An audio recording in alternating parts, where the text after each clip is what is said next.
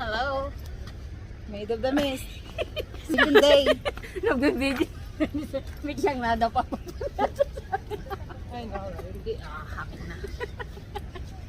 Hindi namin dinadala mo. Ako yung mata. Cute yun. Yun ang pila. Hindi, Huh? sa ano yun? Sa observation deck.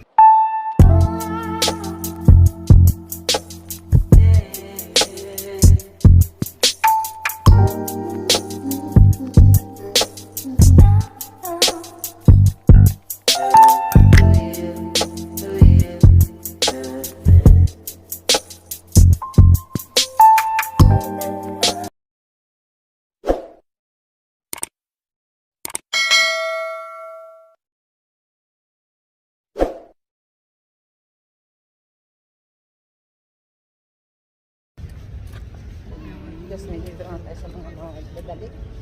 Sinundan mo malalaki eh. Hindi pa naman ang katawan ng bata. Saan? Ito. Bata. Bata yan? Batang Amerika.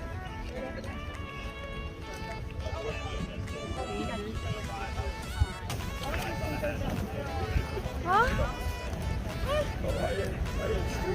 Please enter this way, sabi ko doon. Dyan palang entrance. Ito ang entrance. Dyan.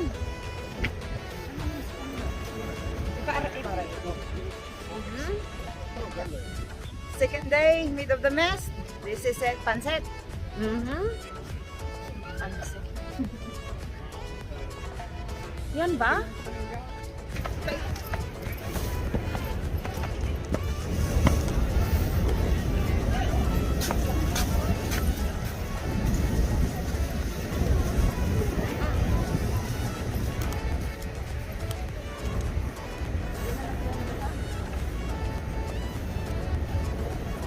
Wow! Ang ganda!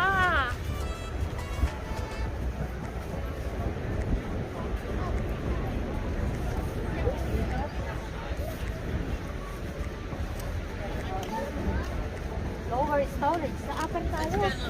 Okay, while we're dry. I'll make the way here in a minute for we'll run over. Ha? Lower storage.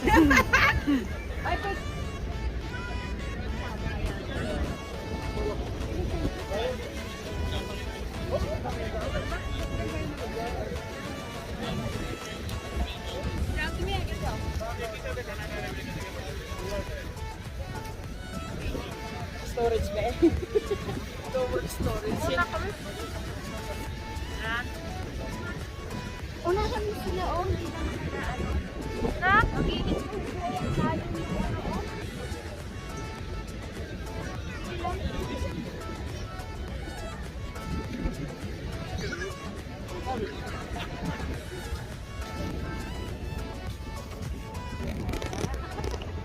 Ganun pala ang pila. Yes. Maid of the Mist. Yan. Mauna, Bi. Uy. Dali na kayo. Yan. Yan, yan, o.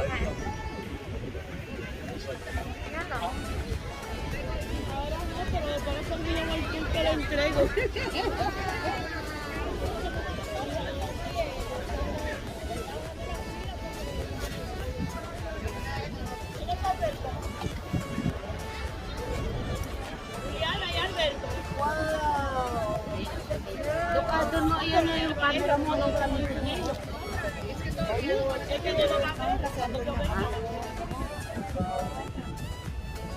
Picture ba?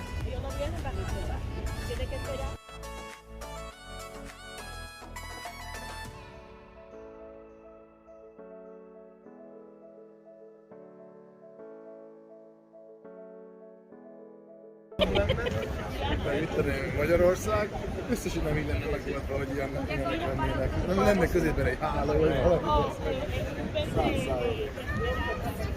Amerikában. Ustedes siempre están viendo unos colores.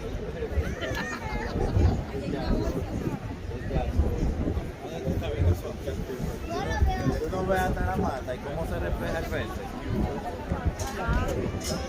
Llevo la capa.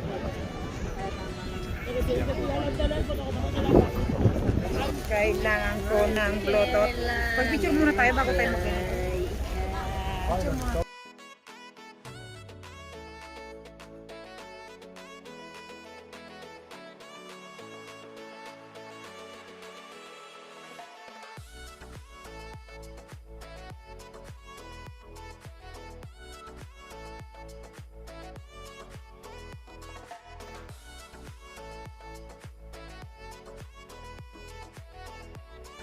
New, all-electric Maid of the Mist.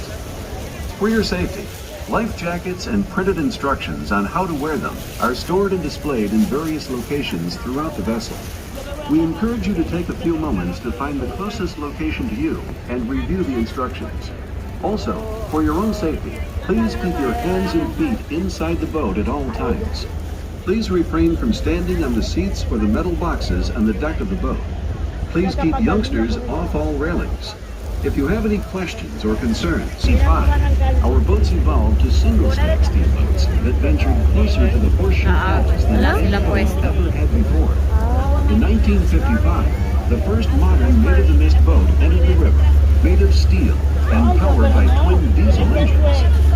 We appreciate and enjoy the beauty of this natural wonder just as much as our thousands of yearly visitors, and we know we have a responsibility to help protect it. That's why we created two of North America's first newly built all-electric vessels. These zero-emission boats offer an experience that is undisturbed by engine noise, vibration, or exhaust fumes, and are unlike any others that journey to the heart of Niagara Falls.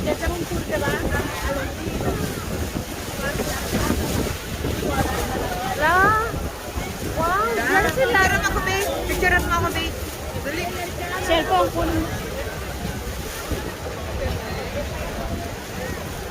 If you look to your left, you'll see the American Falls. It is 100 feet high, or about 55 meters. 12,000 years ago, the falls were 7 miles, or about 11 kilometers down the river. Wow! You see them now at their present location because of erosion. This happens at a rate of approximately 6 feet, or 2 meters a year. Most of the rock at the base of the falls fell during two spectacular rock slides in 1931 and 1938. The small falls to the right of the American Falls is called the Maid. The walkway at its foot leads to the Cave of the Winds. Separating the American Falls from the Canadian Falls is Goat Island. Ganda! Ay, naka-video ba yan? Oo.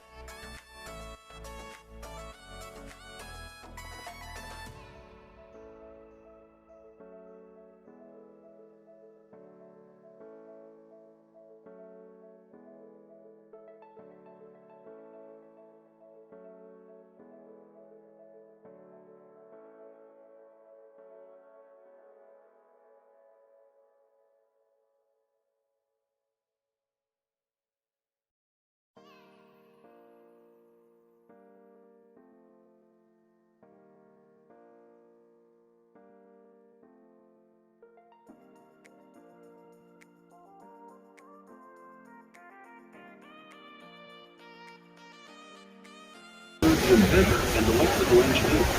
Tesla made history when he harnessed the energy of Niagara Falls to create power that could travel great distances. It was a massive engineering breakthrough, pioneered right here at Niagara, changing our lives forever. The James V. Glenn is named for the chairman and chief executive officer of Maid of the Mist. Glenn joined the company in 1950 as a ticket seller. During his tenure, Maid of the Mist expanded operations, achieving tenfold growth. In 2020, in its 70th year with the Maid of the Mist, the company announced the naming of the vessel James V. Glenn in his honor.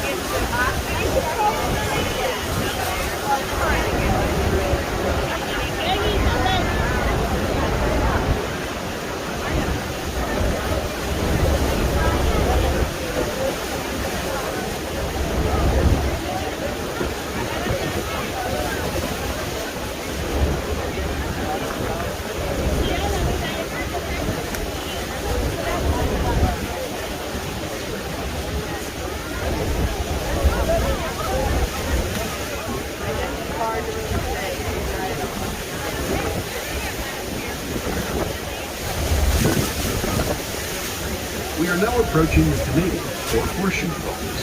It is approximately 170 feet high, or 52 meters. Its break is 2,500 feet long, or 760 meters. Here, daredevils have made their bid for fame. The first, in 1901, was a school teacher named Annie Taylor. Annie was 63 years old when she went over the falls in a wooden barrel and lived. In 1960, an almost unbelievable event.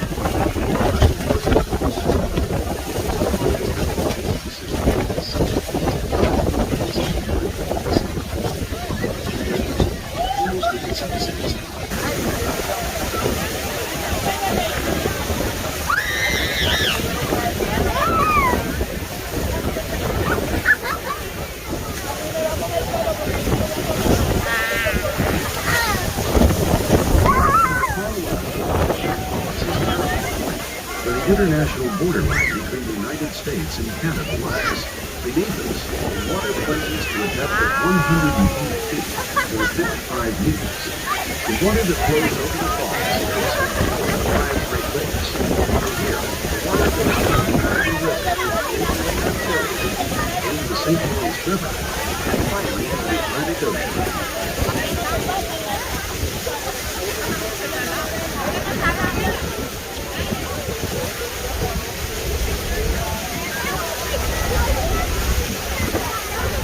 As we approach this iconic wonder, we once again remind you that for your own sake, please keep hands and feet inside the car and do not stand in the seats or the metal boxes. Please keep youngsters off all rides. Ladies and gentlemen, this is Niagara Falls.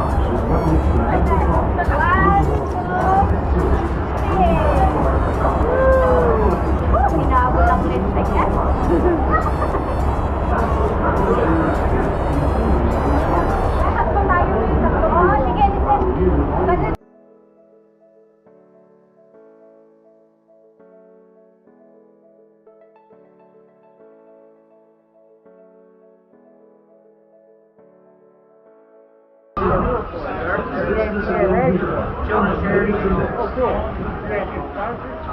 got our bikes are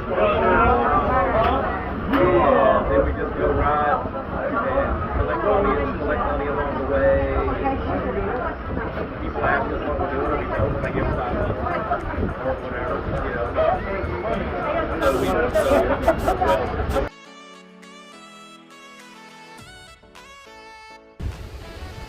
Ha? Uwi na kami. Dito kami ay. Wow.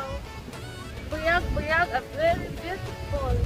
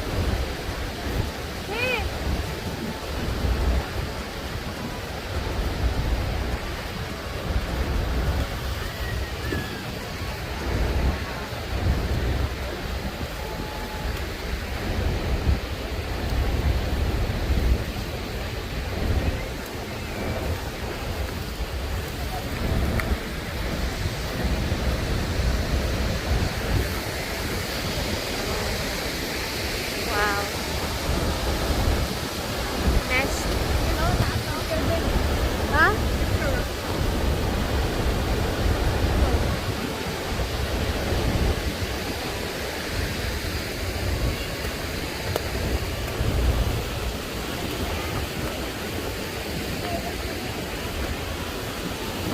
Paunahin mo na sila.